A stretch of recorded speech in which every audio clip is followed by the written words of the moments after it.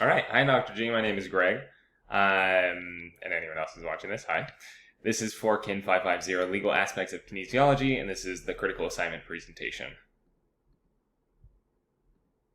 For the setting, I chose the university athletics department setting. I want to go back and teach and be a college professor eventually, and I want to work very closely with the athletics department.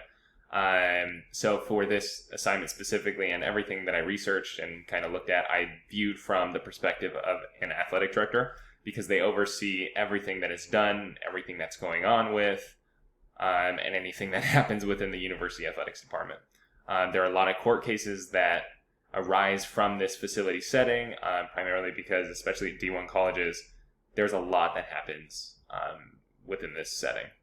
All right, so this first case that I examined involving risk management, it involves emergency situations regarding student athletes. And I think it is a perfect case that embodies this because a student athlete suddenly collapsed and suffered a fatal heart attack during a practice, even though they had no signs or symptoms before the incident occurred. The plaintiff argued that the university had a duty to protect the student athlete from cardiac arrest, even though the court concluded that the defendant had no duty to anticipate the student was going to have a cardiac arrest in the first place.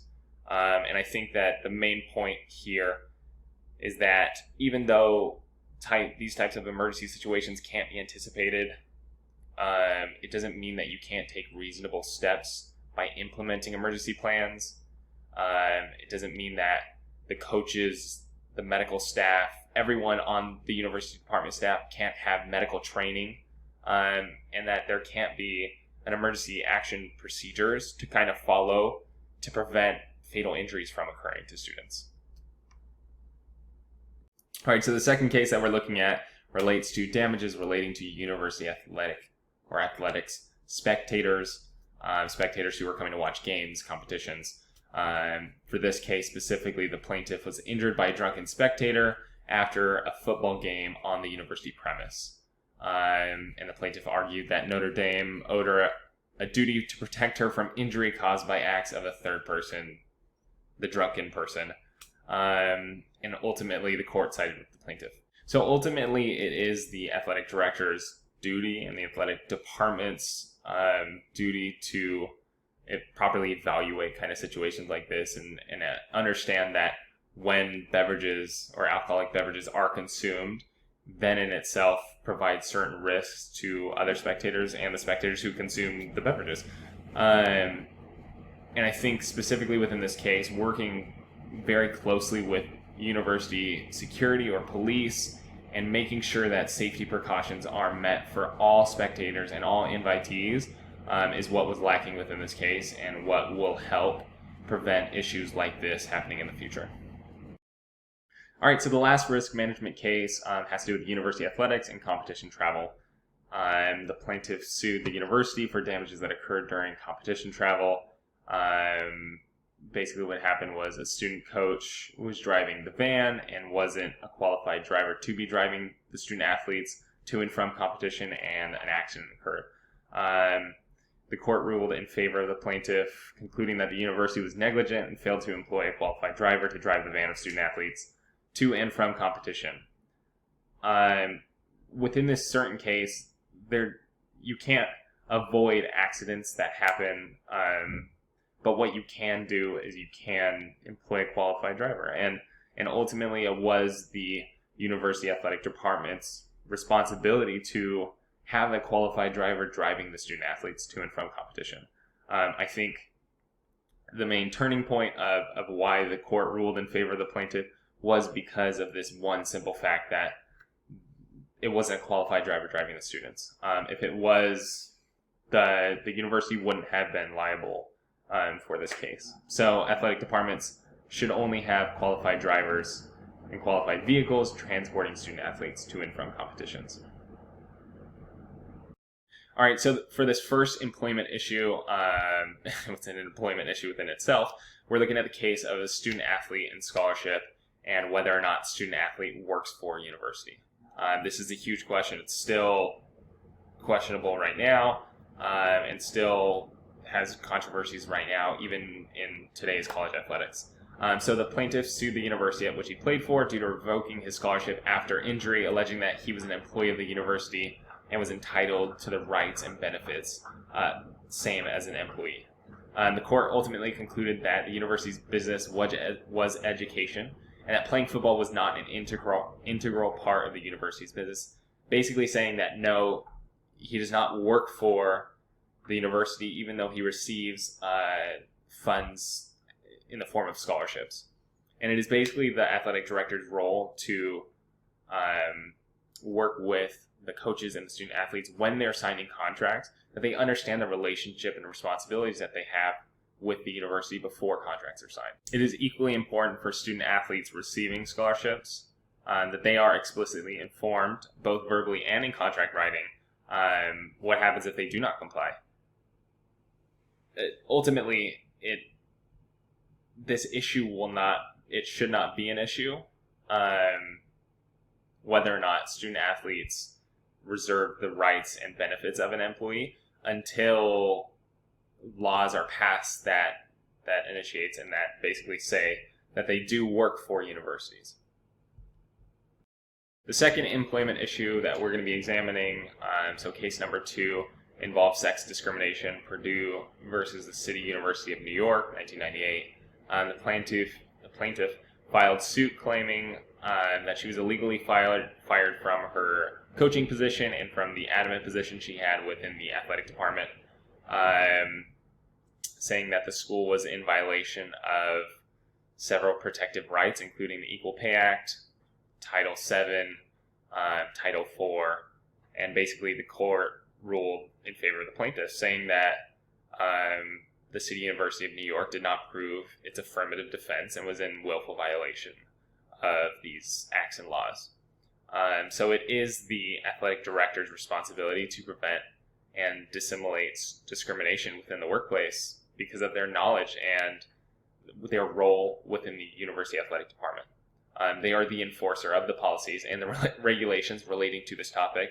And outside of trying to just prevent discrimination, it is equally important that the athletic director takes immediate action when discrimination is found or expressed to them by employees. Doing so should mitigate risk, and it should prevent issues like this from occurring and happening. All right, so the last employment issue we're going to be discussing also has to do with sex discrimination. It's a little bit different in regarding to the ruling of the case and exactly what was examined and what was said. The plaintiff in this case was a former basketball coach, women's basketball coach of USC, and filed a lawsuit against USC and the athletic director, stating claims of discrimination based on her sex, saying that she was refused a similar contract to the men's head coach based on her sex. And ultimately, the court ruled that the defendant, USC, demonstrated that the pay differential within her contract was not a factor of sex, and it was actually her lack of experience. The court identified that USC's athletic director acted reasonably within her duties as an athletic director and had not acted in bad faith with respect to the written contract. And so ultimately, to mitigate risk for this, acting reasonably and at the legal standard and duty of care that the athletic director acted within this case, it prevents unnecessary damages from occurring to the athletic department and the university. Just going over key points for future considerations. These issues, employment, risk management, discrimination, they're present everywhere. They're relating to anything, anyone. They're present in any environment, any setting. And it just comes down to acting as a reasonably prudent person would and acting within your professional standard of care.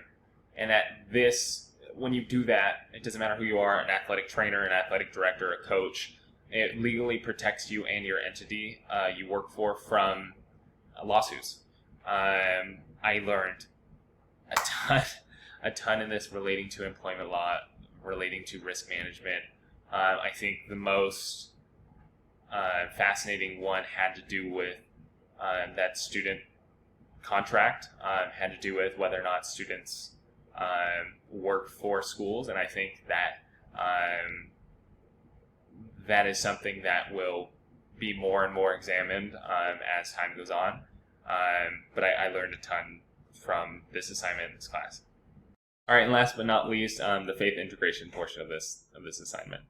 These 3 Bible verses, they really relate to, I think, everything in life, but they can relate to being in a managerial position and having that aspect in relation to my project of an athletic director, because the athletic director touches literally everything that goes on within the university department or university athletic department, and everyone that works for them, everyone that steps in their offices, all the student athletes. And it's basically just about doing the most good you can and being the best you can for others, not necessarily for yourself. And I think as long as that happens, legal issues aren't going to come up, and they aren't going to really affect you. They might indirectly, but you can't completely avoid all legal issues. But being the best you can be and having Christ-likeness, and so all of this relating to statute law and personal beliefs, what happens when what you believe isn't exactly legal. I think that being the best person and displaying the most Christ-likeness that you can possibly display throughout life in any setting, it's not going to conflict with legal problems. But I do think that personal beliefs and what's legal don't always add up, but it should be handled on a case-to-case basis.